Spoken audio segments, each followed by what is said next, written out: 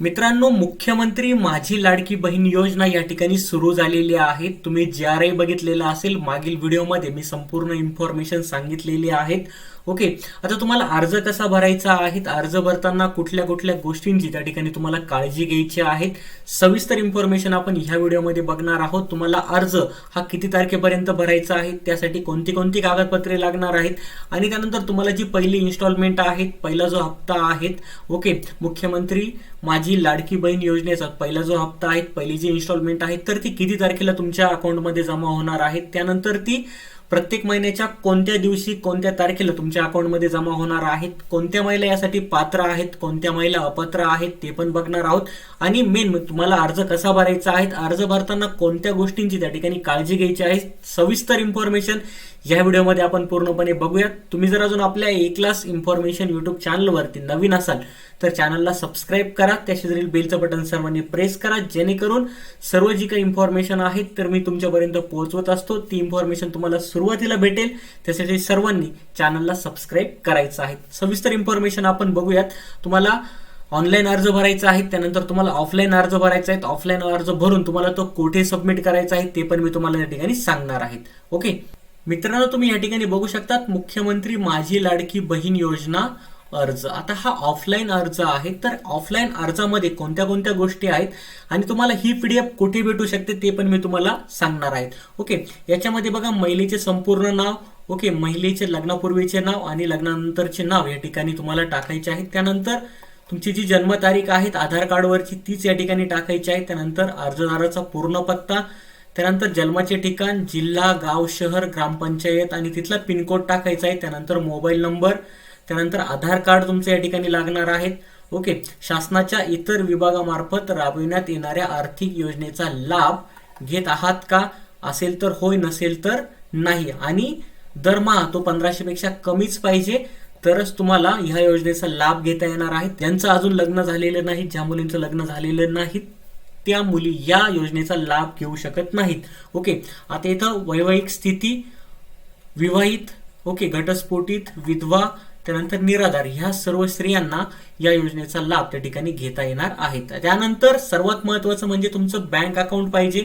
Okay, बँकेचे पूर्ण नाव, त्यानंतर बँक खाते धारकाचे नाव, त्यानंतर बँक खाते क्रमांक आणि IFSC कोड तुम्हाला यामध्ये टाकायचा आहे.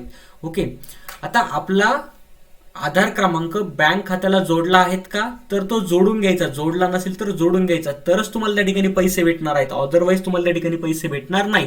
ओके, त्यानंतर तुम्हाला ऑनलाईन अर्ज भरायचा आहे. ऑफलाईन अर्ज तर भरायचाच आहे, त्याबरोबर तुम्हाला ऑनलाईन अर्जही भरायचा आहे. ओके, हे डॉक्युमेंट तुम्हाला त्या ठिकाणी काय करायचे, अपलोड करायचे ऑनलाईन अर्ज भरताना. आधार कार्ड मस्ट आहेत. ओके, त्यानंतर आदिवास किंवा जन्म प्रमाणपत्र, जन्माचा तुमचा जो दाखला आहे तो दाखला तुम्हाला या ठिकाणी चालू शकतो, नसेल तर तुम्हाला त्या ठिकाणी डोमिसाईल सर्टिफिकेट काढायला लागणार आहेत. ओके, त्यानंतर उत्पन्नाचा दाखला, ओके, उत्पन्न प्रमाणपत्र. आता उत्पन्नाचा दाखला तुमचा जो कुटुंब प्रमुख असेल त्याच्या नावावरती उत्पन्नाचा दाखला या ठिकाणी चालणार आहे. ओके, परंतु कोणासाठी जो उत्पन्नाचा दाखला लागतोय तर त्या महिलेचं, स्त्रीचं नाव त्या ठिकाणी त्या उत्पन्नाच्या दाखल्यावरती लागणार आहेत. ओके, कशासाठी तुम्ही जो वापरणार आहेत, कोणासाठी त्याचा यूज होणार आहे, तर त्यांचं नाव या ठिकाणी लागणार आहेत. ओके, कशासाठी तुम्हाला लागतोय, आणि उत्पन्नाचा जो काही दाखला आहे तर तो दाखला तुमच्या कुटुंब प्रमुखाच्या नावाने असला तर त्या ठिकाणी चालणार आहे. त्यानंतर अर्जदाराचे हमीपत्र. ओके, अर्जदाराचे हमीपत्र या ठिकाणी खाली दिलेलेच आहे. असं हमीपत्र तुम्हाला ज्यावेळेस फॉर्म भरायचा आहे तर त्यावेळेस त्या ठिकाणीच तुम्हाला त्या ठिकाणी क्लिक करायचं आहे. ओके, काही प्रॉब्लेम नाही, हमीपत्र तुम्हाला सेपरेट कुठून घ्यायची गरज नाहीये. आता बँक पासबुक, महिलेचं बँक पासबुक त्या ठिकाणी लागणार आहे. बँकमध्ये खातं लागणार आहेत आणि जे खातं आहेत, बँक अकाउंट आहे, तर आधार कार्डला लिंक असणं हे मस्ट आहे, तरच या योजनेचे पैसे त्या ठिकाणी भेटणार आहेत. तर बँक पासबुक त्या ठिकाणी लागणार आहेत. ओके, बँक पासबुकचे जे काही झेरॉक्स आहेत, पहिल्या पेजचा जो काही फोटो आहे तर ऑनलाईन फॉर्म भरताना त्या ठिकाणी लागणार आहे. त्यानंतर फोटोज लागणार आहेत. तर हे 6 डॉक्युमेंट त्या ठिकाणी तुम्हाला लागणार आहेत. ओके, आता जो काही ऑफलाईन फॉर्म आहेत हा फॉर्म तुम्हाला भरायचा आहे आणि हा फॉर्म भरून तुम्हाला काय करायचं आहे, अर्जदाराने सदरचा अर्ज परिपूर्ण भरण्यात आल्यानंतर संबंधित अंगणवाडी केंद्रामध्ये जमा करण्यात यावा. बघा, आता तुम्हाला ऑनलाईन फॉर्मही भरायचा आहे. ओके, ऑनलाईन फॉर्म हा कधी चालू होऊ शकतो, त्यानंतर ऑनलाईन फॉर्म हा कधी चालू होणार आहे त्याबद्दल इन्फॉर्मेशन आपण बघूयात. ओके, ऑनलाईन फॉर्म तुम्हाला कसा भरायचा त्याबद्दलही व्हिडिओ येईल. अजून ऑनलाईन फॉर्म या ठिकाणी चालू झालेले नाहीये. ऑनलाईन फॉर्म ज्यावेळेस चालू होईल तर त्याचा व्हिडिओ आपल्या युट्यूब चॅनलवरती नक्की येईल. परंतु हा ऑफलाईन फॉर्म तुम्हाला त्या ठिकाणी भरायचा आहे. यासारखाच ऑनलाईन फॉर्म त्या ठिकाणी असणार आहे, काही दुसरा चेंजेस त्या ठिकाणी नसणार आहे. ओके, ऑनलाईन फॉर्म तुम्हाला भरायचा आहे, त्यानंतर ऑफलाईन फॉर्मही हा तुम्हाला भरायचा आहे. आणि ऑनलाईन आणि ऑफलाईन फॉर्म हा तुम्हाला काय करायचा आहे, ऑफलाईन फॉर्म हा अंगणवाडी सेविका असेल तर त्यांच्याकडे जाऊन अंगणवाडी केंद्रामध्ये जमा करायचा आहे. ऑनलाईन फॉर्म तर तुम्ही सायबर कॅफेमध्ये किंवा स्वतः भरू शकतात. आणि हा ऑफलाईन फॉर्म भरल्यानंतर तुम्हाला अंगणवाडीमध्ये केंद्रामध्ये जाऊन त्या ठिकाणी काय करायचं आहे, जमा करायचं आहे.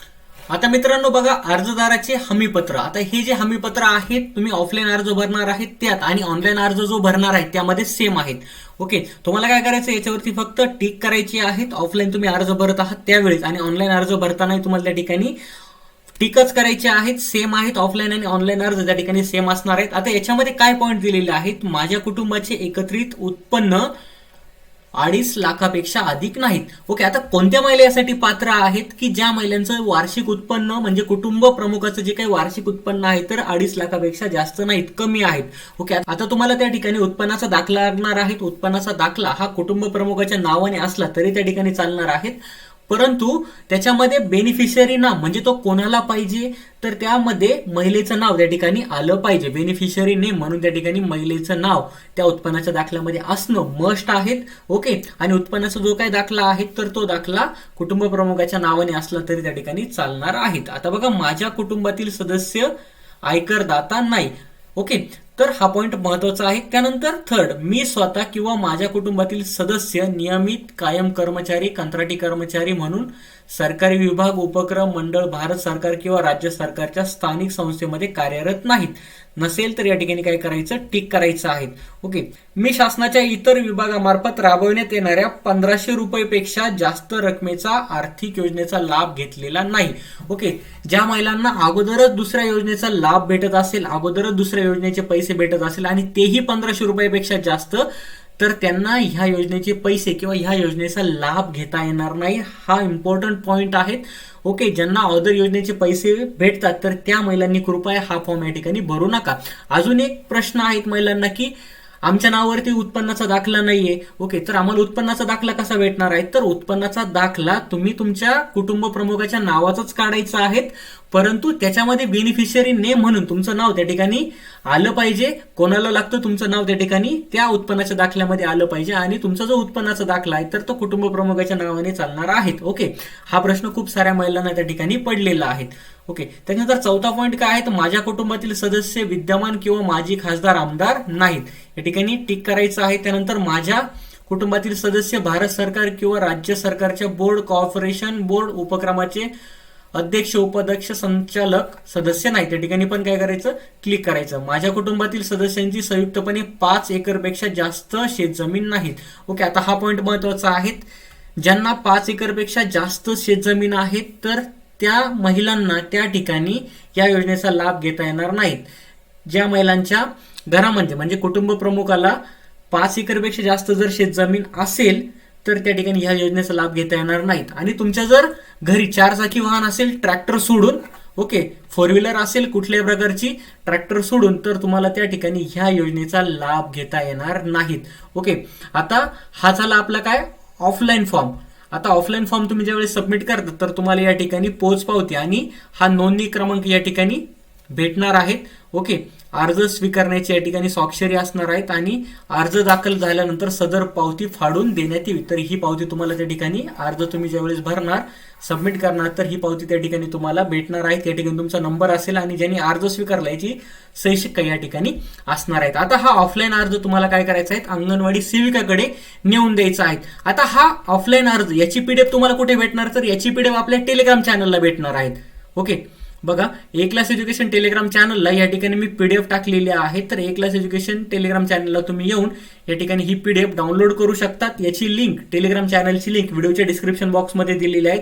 त्या ठिकाणी येऊन तुम्ही ही पीडीएफ डाउनलोड करू शकतात आणि ही पीडीएफ भरून तुम्ही अंगणवाडीमध्ये त्या ठिकाणी काय करू शकतात, सबमिट करू शकतात. ओके, पीडीएफ कुठे भेटणार आहे, ए क्लास एज्युकेशन टेलिग्राम चॅनलला, लिंक व्हिडिओच्या डिस्क्रिप्शन बॉक्समध्ये दिलेली आहे. ओके, तर मित्रांनो आता ऑनलाईन फॉर्म तुम्हाला कसा भरायचा, ऑनलाईन फॉर्म चालू झाल्यानंतर आपल्या युट्यूब चॅनलवरती एक व्हिडिओ नक्की येईल. ओके, त्यातून तुम्ही काय करू शकतात, जो काही ऑनलाईन फॉर्म आहे तर ऑनलाईन फॉर्म भरू शकतात, बघून भरू शकतात. सायबर कॅफे मध्ये जाऊन तुम्ही ऑनलाईन फॉर्म त्या ठिकाणी भरू शकतात. ओके, ज्यांना घरी जमतं ते घरी भरा, किंवा तुम्हाला जर जमत नसेल तर तुम्ही कुठल्याही महाई सेवा केंद्रामध्ये जाऊन त्या ठिकाणी तुम्ही ऑनलाईन फॉर्म भरू शकतात. आणि ऑनलाईन फॉर्म भरल्यानंतर हा जो ऑफलाईन फॉर्म आहे तर तुम्हाला अंगणवाडीमध्ये त्या ठिकाणी जमा करायला लागणार आहे. आता सर्वात महत्वाचं म्हणजे शेवटची तारीख किती आहे फॉर्म भरायची. फॉर्म भरायची शेवटची तारीख आहे 15 जुलै. लक्षात ठेवा, 15 जुलै ही फॉर्म भरण्याची शेवटची तारीख आहे. ओके, 15 जुलै नंतर तुम्हाला फॉर्म भरता येणार नाही. 15 जुलैच्या अगोदरच सर्व गोष्टींची तुम्हाला काय करायची आहे, पूर्तता करून फॉर्म भरायचा आहे. तुम्हाला काय करायचं आहे, त्या ठिकाणी उत्पन्नाचा दाखला मस्ट आहे. तुम्हाला त्या ठिकाणी काय करायचं आहे, डोमेसाईल सर्टिफिकेट काढायचं, नसेल तर तुमचा जन्माचा दाखला त्या ठिकाणी चालणार आहे. त्यानंतर आधार कार्ड पाहिजे, आणि बाकीचे ह्या सर्व गोष्टींची पूर्तता झाल्यानंतर तुम्हाला त्या ठिकाणी फॉर्म भरायचा आहे. पासपोर्ट साईज फोटोही तुम्हाला त्या ठिकाणी काय करायचं आहे, काढून घ्यायचा आहे. या सर्व गोष्टींची पूर्तता केल्यानंतर तुम्हाला फॉर्म भरायचा आहे. फॉर्म भरल्यानंतर 15 जुलैला शेवटची तारीख आहे. त्यानंतर 14 ऑगस्टला तुम्हाला याची पहिली इन्स्टॉलमेंट भेटणार आहे. 14 ऑगस्टला पहिला हप्ता तुम्हाला त्या ठिकाणी भेटणार आहेत. लक्षात ठेवा.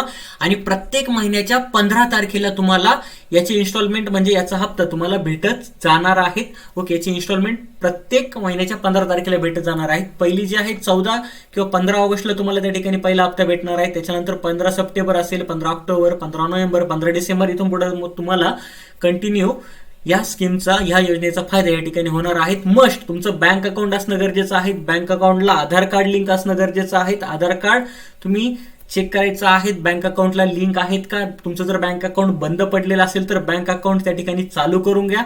ओके, तर मित्रांनो, तुम्हाला सविस्तर इन्फॉर्मेशन समजली असेल. तुम्हाला ही व्हिडिओ आपल्या टेलिग्राम चॅनलला भेटणार आहेत. लिंक व्हिडिओच्या डिस्क्रिप्शन बॉक्समध्ये मी दिलेली आहे. तिथे जाऊन तुम्ही काय करू शकता, डाउनलोड करू शकतात. हा ऑफलाईन अर्ज आहेत. ऑनलाईन अर्ज तुम्हाला ह्याच पद्धतीने भरायचा आहे. तुम्हाला जर व्हिडिओ आवडला असेल तर व्हिडिओला जास्तीत जास्त शेअर करा. गरजू लोकांपर्यंत व्हिडिओ हा जास्तीत जास्त शेअर करा, जेणेकरून त्यांनाही ही माहिती समजेल आणि तेही फॉर्म भरू शकतात.